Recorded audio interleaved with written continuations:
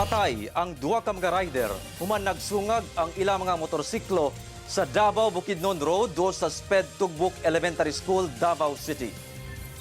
Sa impormasyon gikan sa Davao City Police Office, gila lamang ang mga biktima nga 25 anyos nga lalaki ug residente sa Mintal ning syudad.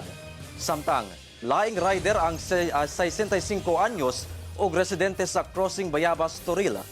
Base sa inisyal nga investigasyon sa kapulisan, gikan sa kalinan ang duha ka motorista ug nag-una ang motor sa 65 anyos nga biktima. Apan pag-abot sa Sped Tugbuk Elementary School, nasangit matud pa ang kilid nga bahin sa motor sa 25 anyos sa gisundang motor. Hinungdan nga nagbagnos ang duha ka rider sa sementong kalsada ug nakahiagom ug nagkariyang samad sa lawas. Gidala pa sa managlahing ospital ang mga biktima apan parehong gideklarang dead on arrival.